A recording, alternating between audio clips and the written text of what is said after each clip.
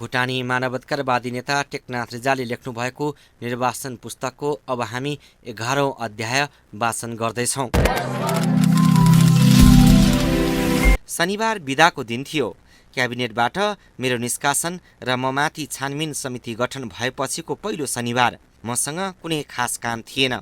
मलाई भेट्न आउने मानिसको सङ्ख्या शून्यमा झरेको थियो। त्यस सुनसान एकान्तमा मलाई घरमा बस्न मन लागेन। मैले यसैबीच एकजना पुराना भारतीय मित्रलाई सम्झेँ। लामो समयदेखि उनले आफ्नो बस्ने ठाउँमा आउन मलाई आमन्त्रण गरेको भए पनि उनी कहाँ पुग्ने अनुकूल समय निकाल्न सकिरहेको थिइनँ। मैले सोचेँ आज यिनै मित्र कहाँ जान्छु। मैले उनलाई टेलिफोन गरेर उनी कहाँ आउने सूचना दिँदा उनले सपरिवार उतै खाना खाने गरी आउन आग्रह गरे। कौशिला र 3 जना छोराहरूसहित करिब 10 बजेतिर ती मित्र कहाँ पुगेका हामी दिनभरि त्यहीँ बस्यौँ। लामो समय विभिन्न सन्दर्भमा काम गर्दाका पुराना घटना सम्झँदै हाम्रो त्यो दिन त्यहीँ बित्यो। साँझ घर फर्केर आउँदा निकै अबेर भइसकेको थियो। घरमा एकजना काम गर्ने सहयोगी मात्र थिए। हामी घर आइपुग्न साथ उसले कसैले पटक पटक फोन गरेर मसँग भेट्न चाहेको बतायो।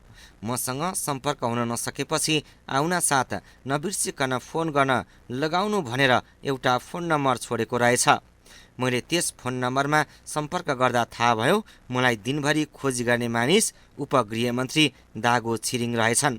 मेरो फोन पाउन साथ दागो छिरिङले भने दक्षिण भुटानमा भएको जनगणना सम्बन्धी छानबिनका लागि तपाईँले चढाउनु भएको अपिलबारे सोधपुछ गर्न मलाई खटाइएको छ भन्ने खबर म तपाईँलाई पाइ नै सक्नुभयो होला। मैले तपाईँसँग सोधपुछ गरेर 2 दिनभित्रमा प्रतिवेदन तयार गरी राजा समस्या बुझाउनु छ। अत तपाईँले तुरुन्त कहाँ अहिले नै आएर कतिपय कुरा बताइदिनु पर्यो।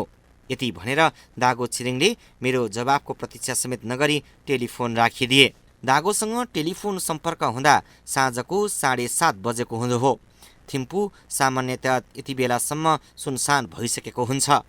पहाडी सहर भएका कारण प्राय यस बेलासम्म मानिस आफ्ना घर फर्किसकेका हुन्छन्। त्यसैले दागोले अहिले नै आउनु भनेर बोलाएको समय यसै पनि ढिलो भइसकेको थियो। त्यसमाथि मेरो हकमा वातावरण बदलिएको अवस्था थियो। अर्को शब्दमा भन्नुपर्दा एक तमासको सन्तासको अवस्था थियो। मेरो मनमा एकैछिन द्वन्द्व चल्यो। के मैले दागोले बोलाए भन्दैमा तुरुन्त जानु ठिक छ? मेरो निवास स्थान र दागो छिरिङ बस्ने ठाउँको दूरी करिब 3 किलोमिटर थियो होला। पहाडी ठाउँमा यो दूरी त्यति कम होइन। तर मैले सम्झेँ राजाको हुकुमको दुहाई दिएर उपगृहमन्त्रीले बोलाइसकेपछि मैले जानु नै ठिक हुन्छ। अन्ततः म आफ्नो गाडी निकालेर एक्लै दागो छिरिङका निवासतिर लागेँ। म त्यहाँ पुग्दा उनी मेरै प्रतीक्षामा बसेका रहेछन्। उनको निवास सुनसान थियो। घटनाको गम्भीरतालाई विचार गरेर सम्भवतः उनले त्यहाँबाट सबैलाई अन्यत्र जान भनेका पनि हुन सक्छन्। सामान्य भावमा मलाई उनले आफ्नो घरमा स्वागत गरेर एउटा कोठातिर इसारा गर्दै मलाई बस्न आग्रह गरे। कोठामा केवल हामी 2 जना थियौँ। हाम्रो संवादको साक्षीका रूपमा त्यहाँ तेस्रो प्राणी उपस्थित थिएन। कुनै खास भूमिका बिना दागो छिरिङले मेरा सामु विविध प्रश्न गर्न थाले। उनको पहिलो प्रश्न थियो, म स्वयं र गेसार नामगेल वाङचुकको पनि गृह मन्त्रालयमा उपस्थिति हुँदाहुँदै गाउँका मण्डल र कारिन्दाले तपाईँको अफिसमा आएर अपिल चढाउनको तात्पर्य के हो? मैले भने तपाईँहरू दुवैजनालाई जनताले ओझेलमा पार्न चाहेका अवश्य होइनन्। अहिले दक्षिण भुटानमा चलिरहेको जनगणनाको आधार के हो त्यो मलाई समेत थाहा छैन। यो नौलो जनगणनाका कारण धेरै नागरिक विदेशी हुन सक्ने सङ्केत पाएपछि राजा र जनताबीच राम्रो समझदारीको आवश्यकता बोध भएकाले म स्वयं नरेश समस्या न्यायका लागि गएको हुँ। एउटा नागरिकलाई हठात जनगणना टोलीले तिमी विदेशी हौ भन्दा उसलाई कस्तो हुन्छ होला? के यसको कारण जान्न चाहनु अपराध हो र? म उनीहरूको जनप्रतिनिधि हुँ। एउटा जनप्रतिनिधिलाई आफ्ना पीर मर्का सुनाउन आउनु स्वाभाविक हो। यसमा तपाईँले अनर्थ सम्झिदिनु हुँदैन। जनगणना कार्य सुरु भएपछि त्यस जनगणना टोलीका सदस्यहरू गाउँ पसेर पुस्तौं पुस्तादेखि बसोबास गरिआएका नागरिकलाई जुन प्रकारको अपमानजनक व्यवहार गरिँदैछ त्यस कार्यले चोट पुर्याएका गाउँले मसँग मन दुखाएर आउनु स्वाभाविक हो। मसँग उनीहरूले लेखेका उजुरी पत्र अझै यथावत छन्। यसपछि उनले अर्को प्रश्न अघि सारे, राजाले काम गर्न नियुक्त गरेका मानिस र जनताले चुनेका जनप्रतिनिधि बीच के भिन्नता पाउनुहुन्छ? मैले यस प्रश्नको जवाफमा भने, तपाईले अति सामान्य प्रश्न सोध्नुभयो। मन्त्री राजाबाट सोझै नियुक्त हुन्छन्, तर जनप्रतिनिधि तोकिएको चुनाव क्षेत्रबाट चुनिएका हुन्छन्। त्यसैले जनप्रतिनिधिको जनतासँग प्रत्यक्ष सम्बन्ध हुन्छ। तपाईँ आफै मन्त्री भएका कारण यति सामान्य कुरो राम्ररी बुझ्नुहुन्छ। मैले उनको जवाफमा उल्टै एउटा प्रश्न गरेँ, नत्र भन्नुहोस् त तपाईँ कुन चुनाव क्षेत्रबाट चुनिएर आउनु भएको हो? मेरो प्रश्नको उनीसँग जवाब थिएन। मैले सोचे यस प्रश्नको जवाब राम्रै गरिदिनुपर्छ। मैले भने, जनप्रतिनिधिका हैसियतले हाम्रो दायित्व तपाईँको भन्दा बढी हुन्छ। हामीले जनताको चाहना र मर्मको पहिचान गर्न सक्नुपर्छ, उनीहरूलाई सन्तुष्ट बनाउन सक्नुपर्छ। यसै कारण पनि कुनै विपत्ति आइपर्दा जनता तपाईँहरू समक्ष सोझै जानु साटो हामी समक्ष आउँछन्। गाउँलेहरू किन हामी जस्ता वा भनौँ म जस्ता जनप्रतिनिधिलाई खोज्दै आउँछन्? यो प्रश्न तपाईँले तिनै गाउँलेलाई समेत सोध्न सक्नुहुन्छ। यसै क्रममा उनले अर्को प्रश्न गर्दै भने, जिल्लाका जोङदाले दक्षिण भुटानका जनतालाई जानीबुझी अत्याचार गर्छन् भन्ने आरोप तपाईँ कसरी लगाउन सक्नुहुन्छ, जबकि सम्पूर्ण काम राजाको इच्छा अनुसार भइरहेको तपाईँलाई जानकारी हुनुपर्ने होइन र? म उनको यस प्रश्नले गम्भीर भएँ। मैले भने, मैले आफ्नो स्वार्थ सिद्धिका कारण कुनै पनि डासो जोङदा आदिलाई दोष दिन चाहेको होइन। यस सम्बन्धमा अलि पुराना कुरा समेत मैले तपाईँ समक्ष भन्नुपर्ने हुन्छ। राजाले भ्रष्टाचार सम्बन्धी विषयमा छानबिन गर्न मलाई सुम्पिएको कामका सिलसिलामा मैले जिल्लाका जोङदाहरूका विरुद्ध फेला पारेका तथ्यहरूका बारेमा तयार पारेको प्रतिवेदनलाई गम्भीरतापूर्वक अध्ययन गर्न आवश्यक छ। भ्रष्टाचारमा मुछिएका कतिपय जोङदालाई त्यस प्रतिवेदनका आधारमा कारबाही नहुँदा तिनीहरू अझ बढी गलत काम गर्न प्रोत्साहित भइरहेका छन्। मैले विगत 4 वर्षदेखि गरेको भ्रष्टाचार सम्बन्धी छानबिनमा दोषी पाइएका कर्मचारीप्रति संयम अपनाउनु पर्छ भन्दा भन्दै कतिपय डासो जोङदा भने जेल पनि गए। त्यसरी जेल जानेहरू ससाना सजायका भागी मात्र थिए। उनीहरूलाई चेतावनी दिएर बरु जागिरबाट बर्खास्त गर्न सकिन्थ्यो, तर यसो भएन। ती ससाना दोषी भने जेल पठाए, तर ठुल्ठुला अपराध गर्नेहरू चाहिँ अहिले पनि आफ्ना पदमा काम गरेर बसिरहेका छन्। यी ठुल्ठुला अपराधमा संलग्न मानिस राजपरिवारसँग हेलमेल भएका र मन्त्री लगायत उच्च ओहदामा रहेका मानिससँग सम्पर्क गर्न सक्ने हैसियतका छन्। यसरी माथिल्लो तहमा आफ्नो पहुँच पुर्याउन सक्नेहरूले सजाय नपाउँदा र निमुखाले मात्र सजाय पाउँदा यसको परिणाम राम्रो भइरहेको छैन। न्याय दिने काममा समेत यसरी भेदभाव गरिँदा ती अपराधमा संलग्न अधिकारीहरू अझ बढी भ्रष्टाचारमा लिप्त छन्, मोजमस्ती र देशलाई खोक्रो पार्ने कार्यमा व्यस्त छन्। सरकारको यस विषयमा ध्यान नपुग्दा उनीहरूले गाउँलेलाई अत्याचार गर्ने मौका पाएका हुन्। अहिले दक्षिण भुटानमा भइरहेको जनगणना कार्यमा समेत तिनै भ्रष्टाचारमा मुछिएका पहुँचवाला जोङदाले अनावश्यक दुःख दिइरहेको मलाई थाहा छ। मैले भने, यसबारे अनुसन्धानका क्रममा फेला परेका हरेक तथ्य सँगसँगै मेरा गोप्य नोट समेत मैले राजा समक्ष प्रस्तुत गरेको छु। अनुसन्धान कार्यमा कुनै बदमासी नहोस् भन्नका लागि भारतबाट खटिएर आएका विशेषज्ञहरूलाई समेत संलग्न गराइएको छ। यस्तो प्रतिवेदनका आधारमा दोषी ठहरिएका जोङदा लगायतका अधिकारीलाई अपराध अनुसार सजाय दिनको साटो तिनीहरूलाई नै जनगणना कार्यमा खटाएका कारण अहिलेको समस्या उब्जेको हो भन्ने मलाई लाग्दछ। जुन अधिकारी ठुल्ठुला अनियमिततामा संलग्न थिए तिनलाई सजाय दिन बिना प्रमाण सम्भव नहुने भएका कारण गाउँलेलाई साक्षीका रूपमा प्रस्तुत गर्न आवश्यक थियो। अनुसन्धान आयोगले ती गाउँलेको बयानलाई लिखित रूपमा लिनुपर्ने आवश्यकता अनुसार आयोगले त्यसै गरेको थियो। तर अहिले दोषीले सजाय नपाएपछि अनुसन्धान आयोग समक्ष जोङदाका विरुद्ध साक्षीका रूपमा प्रस्तुत भएका तिनै गाउँलेलाई छानी छानी जनगणनाको नाममा अत्याचार गर्ने अग्रसर ती जोङदाले पाएका हुन्, जसका विविध प्रमाण मसँग छन्। जुन जोङदाले अत्याचार गरे तिनकै प्रशासन अहिले पनि दक्षिण भुटानमा चलिरहे पनि जनगणनाको काम कारबाही बारे बुझ्न राजा स्वयंलाई दक्षिण भुटानको भ्रमण हुनु राम्रो कुरा हो। तर यस भ्रमण क्रममा गाउँलेले स्वतन्त्र भएर ती अत्याचार गर्ने जोङदाका विरुद्ध राजा समक्ष बोल्ने अवसर नै पाएनन्। राजाबाट दक्षिण भुटानका तिनै भ्रष्ट जोङदासँग मात्र जनगणना सम्बन्धी कामबारे सोधनी भयो भनिन्छ। राजाले यदि त्यहाँका जनतासँग यथार्थ तथ्य बुझ्ने अवसर पाउनु भएको भए जनताले आफूमाथि परेका पीर मर्का सोझै राजा समक्ष राख्ने अवसर पाएका भए स्थिति अर्कै हुन्थ्यो भन्ने मेरो विश्वास छ। त्यसैले तपाईँले भन्नुभए झैँ दक्षिण भुटानमा भइरहेका सम्पूर्ण काम कारबाही राजाको इच्छाअनुसार मात्र भएका होलान् भन्ने मलाई लाग्दैन। मैले एउटा घटना उल्लेख गर्दै भने भ्रष्टाचार छानबिन आएको काम सकेर म थिम्पू फर्कना साथ गेलेफुक्का जोङदाले 17 जना गाउँलेलाई कार्यालयमा बोलाएर एउटा दुर्गन्धित शौचालयमा दिनभरि थुनेर राखेछन्। ती शौचालयमा थुनिनेहरू सबै भ्रष्टाचारी जोङदा विरुद्ध साक्षी भएर लिखित बयान गर्नेहरू थिए। आज जनगणनाका नाममा सताइएकाहरू पनि यिनै मध्येका पर्दछन्। दक्षिणका जोङदाले गरेका अत्याचार सहन नसकेर कतिपय गाउँले देश छोडेर भाग्ने परिस्थिति आएको छ। यसरी मानिस भाग्न थालेपछि गेसार नामगेल वाङचुकबाट डासो विद्यापति भण्डारीलाई ती मानिस खोज्न सिक्किमसम्म पठाइएको हो। यो समस्या पनि आजसम्म समाधान भएको छैन। कृपया यो संवेदनशील अवस्थाको जानकारी समेत राजा समस्या पुर्याइदिन म अनुरोध गर्दछु। यसैबीच उनले एउटा अनौठो प्रश्न सोधे, तपाईँलाई आजी सोनाम राजाकी जेठी दिदीले किन अमेरिका पठाउन लाग्नु भएको थियो? मैले उल्टै सोधेँ, के मैले यस प्रश्नको जवाब दिन जरुरी छ? उनले पनि भने, त्यसैले त सोधेको। मैले जवाब फर्काउँदै भने, तपाईँले यसबारे राजकीय सल्लाहकार परिषदको कार्यालयमा गएर सोध्नु भएमा यो प्रश्नसित सम्बन्धित आजी सोनामको पत्र नै हेर्न पाउनुहुनेछ। उनले आफ्नो प्रश्न अर्कोतिर मोड्दै भने, कुन्जाङ ताङबीलाई राजकीय सल्लाहकार परिषदको अध्यक्ष पदमा मनोनित गर्दा तपाईँ जनप्रतिनिधिलाई किन उचित लागेन? मैले यस प्रश्नको जवाब दिने क्रममा भने, डासो, तपाईँले खुबै राम्रो प्रश्न गर्नुभयो।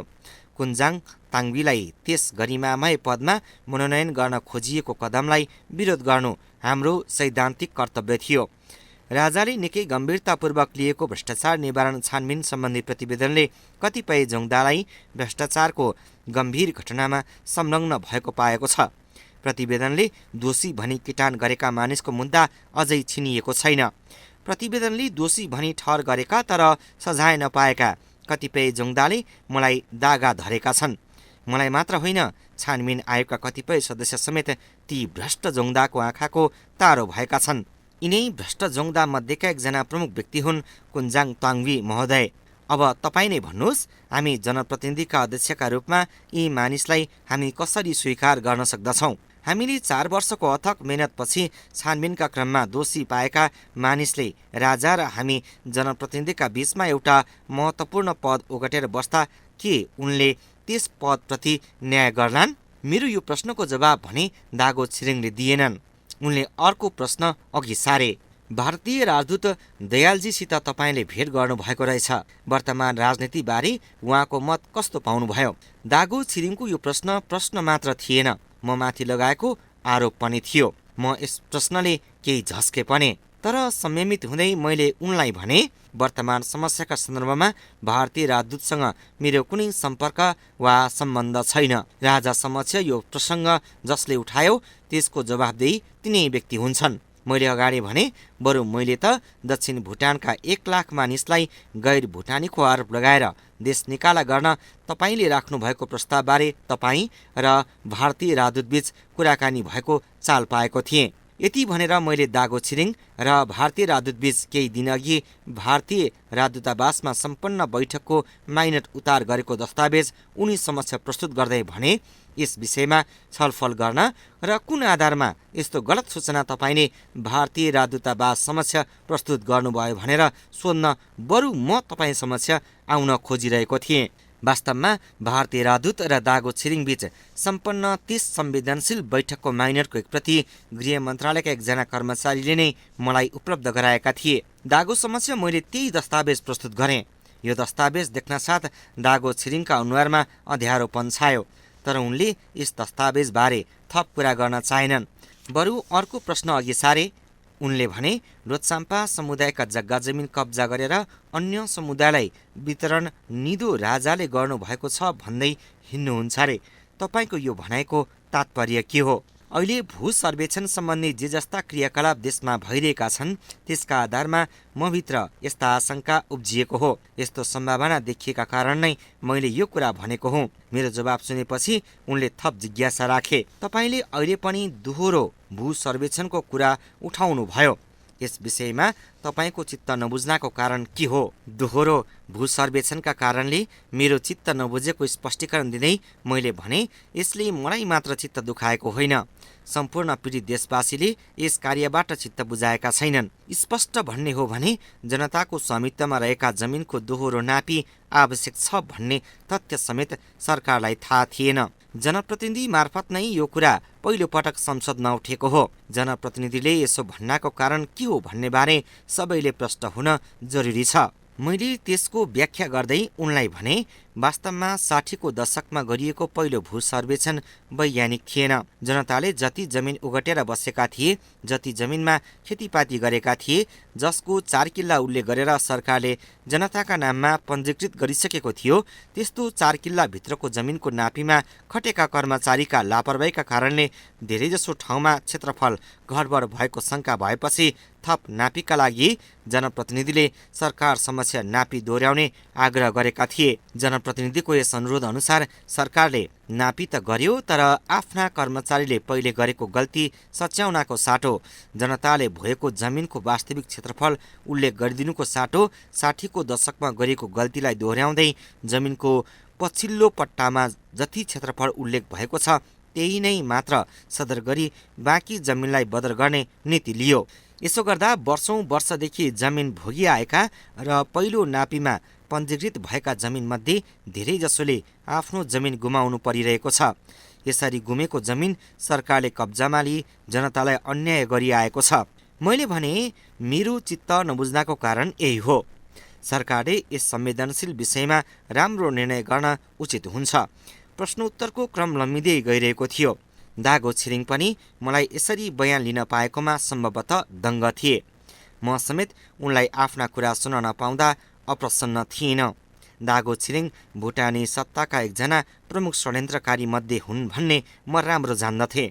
उनका सामु मैले बयान दिनको अर्थ हुन्थ्यो यी कुरा त्यस षड्यन्त्रकारी समूह समक्ष अवश्य पुग्नेछन् जो भुटानमा उत्पन्न भएको सङ्कटका कारक थिए। त्यसैले म उनको अर्को प्रश्नको प्रतीक्षामा थिएँ। यसै क्रममा उनले सोधे, भुटान बाहिरबाट विवाह गरेर ल्याइएका महिलाको जीवनमाथि तपाईँ किन यति साह्रो चिन्तित हुनुहुन्छ? मैले उनको प्रश्नको प्रतिवाद गर्दै प्रतिप्रश्न गरेँ। यस विषयमा मैले मात्र चिन्ता व्यक्त गरेको नभएर सम्पूर्ण देश नै चिन्तित भएको तपाईँले महसुस गर्नुभएको छैन?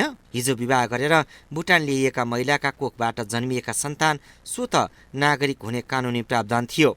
त्यस्ता सन्तान राष्ट्रको सेवामा लागिरहेका छन्। जीवनको अधिकांश बहुमूल्य अंश राष्ट्रको सेवामा नै समर्पित गरेर आएका त्यस्ता मानिसलाई कुनै आधार वर्षको निर्धारण समेत नगरी विदेशबाट विवाह गरी ल्याइएका महिलाबाट जन्मिएका सन्तान अनागरिक हुन्छन् भन्ने घोषणा गर्नाले ठूलो अन्यल र असन्तोष जन्मेको छ। मैले यस सम्बन्धमा भएको अत्यन्त संवेदनशील पक्षप्रति उनको ध्यान आकर्षित गर्दै भने, हाम्रा कयौं भुटानी युवा देश विदेशमा पढ्न जाने गर्दछन्। ती युवाहरूको प्रेममा परेर कतिपय युवतीहरू भुटानका बुहारी भएर भित्रिएका छन्। तिनै बुहारीहरूमध्ये धेरैजसो त सासू र हजुरआमा समेत भएका होलान्। ती हजुरआमा भइसकेकाहरूलाई एउटा सरकारी निर्णयले अनागरिक हौ भन्नु कतिसम्म जायज छ? के तिनलाई तिमीहरू यस देशका नागरिक होइनौ भनेर खेल्नु उनीहरूको मानवीय र नैसर्गिक मौलिक हकको हनन गर्नु होइन? मैले भने, यस देश बाहेक संसारमा आफ्नो भन्नु तिनीहरूको कुनै देश छैन, कुनै सहारा छैन, कोही आफन्त छैनन्। यस्तो अवस्थामा तिनलाई विपत्तिमा पार्नु जस्तो ठुलो अपराध के हुन सक्छ? यस सरकारी निर्णयले देशमा ठुलो अनर्थ उब्जिएको छ भन्ने सबैलाई थाहा हुनुपर्छ। गृह कलह र आत्महत्याका घटनासम्म भएका छन्। सरकारको एउटा निर्णयका कारण मानिसले आफ्नो सबैभन्दा माया गर्ने वस्तु उसको ज्यान समेत फालेका घटनाबारे तपाईँले सुन्नुभएकै होला। यस्ता गम्भीर प्रकृतिका घटना हाम्रा सामु देखिन थालेपछि राजकीय सल्लाहकार परिषदको सदस्यका हैसियतले राजा समक्ष अपिल चढाउने मैले आफ्नो दायित्व सम्झेँ। देशमा भर्खरै लागू भएको कानुनको मर्यादा पालन गराउने यस नाममा अघिल्लो पुस्ताका मानिसले सजाय भोग्नु उचित होइन। नयाँ कानुन बनाउँदा त्यसपछिको समयका लागि मात्र हुनुपर्ने हो भन्ने मेरो धारणा छ। यसैले मैले विदेशबाट विवाह गरेर ल्याइएका महिलाप्रति किन चिन्ता व्यक्त गरेँ भन्ने विषय तपाईँका सामु प्रष्ट हुन्छ भन्ने मलाई लाग्दछ। दागु छिरिङले अर्को प्रश्न मेरा सामु अघि सार्दै भने, गुन्डाउला र सेप्तोलेमी भेगार तिर्न लोछाम्पा समुदाय किन आनाकानी गर्छ? यो त राजाकै इच्छामा चलिआएको वर्षौंदेखिको प्रचलन हो। यसबारे तपाईँलाई के भन्नु छ? मैले भने, हामीले यसमा आनाकानी गरेर धर पाएका छौँ र मैले त जहीँ तहीँका मानिस बेगारका कारण पिरोलिएका मात्र पाएको छु। सरकारी योजनाका काममा मात्र नभएर सरकारमा पहुँच भएका ठुलाबडा मानिसका अलैँची बगान, स्याउ बगान र गोठतिर समेत मानिसलाई बेगारमा पठाएको घटनाले जान्दा जान्दै गृहमन्त्री जस्तो पदमा रहेका तपाईँले यो प्रश्न गर्नाले मलाई जिस्काएको भान पारेको छ। व्यङ्ग्यात्मक पाराले हाँस्दै मैले भने, लोछाम्पा समुदायले बेगारमा जान आनाकानी गरे भन्नु लाजमर्दो कुरा हो। पहिले सरकारसँग विकास निर्माणका काम गर्न पैसा नहुँदा जनतालाई श्रमदानमा खटाउन उचित नै थियो होला। त्यसबेला अनिवार्य श्रमदानमा खट्न जाने कसैले पनि विरोध गरेको मलाई थाहा छैन। तर आजको परिस्थिति बेग्लै छ। देशले धेरै प्रगति गरिसकेको छ। विकास निर्माणका कामका लागि भनेर अन्तर्राष्ट्रिय क्षेत्रबाट समेत देशमा ठूलो रकम वितरण गरेको छ। तर अरू समुदायको साटो लोछाम्पा र शेरछोप्पा समुदायलाई मात्र बेगारमा कजाउनु र यस्तो बेगारबाट ती क्षेत्रका जनताको साटो अरू क्षेत्रले मात्र फाइदा उठाउनु सरासर अन्याय होइन र? यस विषयमा मैले राजा समक्ष समेत आफ्ना धारणा राखिसकेको छु। तर यसबारे राजाबाट कुनै प्रतिक्रिया नआएको र समस्या समाधानको खोजी पनि नभएको अवस्थामा स्पष्टीकरणकै रूपमा भए पनि यस विषयमा तपाईँलाई बताउन पाउँदा मलाई वास्तवमै खुसी लागेको छ। मैले भने, दासो, मानिसलाई उसको पारिश्रमिक बिना काममा खटाउने सरकारलाई विश्वले सभ्य सरकारमा गणना गर्दैन। यस्ता क्रियाकलापले सरकारको छवि धमिल्याउँछ। विश्व समुदायले यस्तो सरकारको इज्जत र सम्मान गर्दैन। सरकारको उच्च पदमा रहनुभएका तपाईँ जस्ता मानिसले यस विषयमा ध्यान पुर्याउनुपर्छ। प्रश्न उत्तरको क्रम सकियो। दागो छिरिङ प्रश्न सोध्दै जान्थे, म जवाफ दिँदै गइरहेको थिएँ। यो प्रश्न उत्तरलाई दागो छिरिङले एउटा रेकर्डमा टेप गरेका थिए। सँगसँगै कतिपय बुदा टिपी पनि रहेका थिए।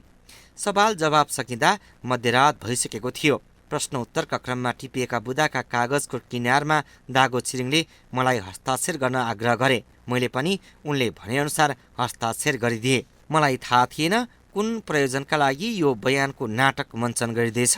तर दक्षिण भुटानमा जनगणना कार्यको प्रस्ताव लिएर जाने गृह मन्त्रालय नै थियो। त्यस जनगणनालाई सम्पन्न गर्ने कार्यमा समस्या उब्जाउने समेत गृह मन्त्रालय अन्तर्गतकै विभाग थियो।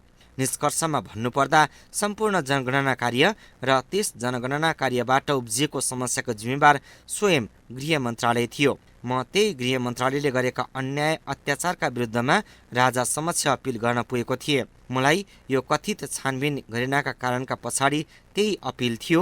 मेरो अपिल गृह मन्त्रालयका हर्ताकर्ता भएका नाताले दागो छिरिङ स्वयंप्रति समेत लक्षित थियो। तर विडम्बना, तिनी दागो छिरिङलाई म माथि छानबिन गर्ने अधिकार दिइएको थियो। वास्तवमा म माथि छानबिन गर्नु नै थियो भने पनि कुनै स्वतन्त्र निकायबाट गराएको भए त्यो केही हदसम्म सुहाउँदो हुन्थ्यो होला। तर यो बनावटी छानबिनको बयान गर्न सम्भवतः दरबारलाई दागो छिरिङ जस्तै कुटिल र षड्यन्त्रकारीको खाँचो भएको हुन सक्दछ। कारण कुनै पनि सभ्य, संवेदनशील र स्वाभिमानी मानिस यस्ता गलत छानबिनका नाटकमा सहभागी हुन इन्कार पनि गर्न सक्दथे। जे होस्, प्रश्न उत्तरको क्रम सकिएको र त्यसमाथि मेरो हस्ताक्षरले औपचारिकता समेत पुरा गरिसकेपछि दागो छिरिङले मलाई बिदा गर्दै भने, जनताले तपाईँ मार्फत राजा समक्ष चढाउन खोजेका अपिलबारे एकपटक अध्ययन गर्न आवश्यक पर्छ वा पर्दैन, तपाईँका पक्षमा बोल्ने साथीसँग सोधपुछ गर्नुपर्छ वा पर्दैन भनेर मैले राजालाई सोध्नुपर्ने हुन्छ। त्यस बेलासम्मका लागि तपाईँ आफ्नो घर जानुहोस्। त्यसपछि उनले मलाई थिम्पू बाहिर नजाने सल्लाह समेत दिए। यो उनको आदेश थियो वा आग्रह, मलाई थाहा छैन। तर त्यसपछि म घरतिर लागेँ। म दागो छिरिङका घरमा जाँदाको भन्दा फर्कँदाको अवस्थामा फरक अनुभव गरिरहेको थिएँ। उनको बोलावट आएर जाँदाको अवस्थाको सङ्कोच मबाट हराइसकेको थियो। कथित बयानका क्रममा उनले जे जस्ता प्रश्न अघि सारे तिनलाई सुन्दा मलाई अधिकांश प्रश्न हास्यास्पद लागेका थिए र त्यस कथित बयानको खोक्रोपनको मैले अनुमान गरिसकेको थिएँ। त्यसो भए पनि दागो छिरिङ सामु सम्पूर्ण कुरा भनिसक्दा मलाई आफ्नो आङ हलुङ्गो भएको अनुभव भइरहेको थियो। यही अनुभूतिसहित म सुनसान सडकलाई पार गरेर घर पुगेँ। सम्पूर्ण चकमन्न थियो। नानीहरू निदाइसकेका थिए। केवल कौशिला कौतूहलतापूर्वक मेरो प्रतीक्षामा थिइन्। भुटानी मानवाधिकारवादी नेता टेकनाथ रिजालले 2060 सालमा लेख्नु भएको पुस्तक निर्वाचन वाचन गरिरहेका छौँ।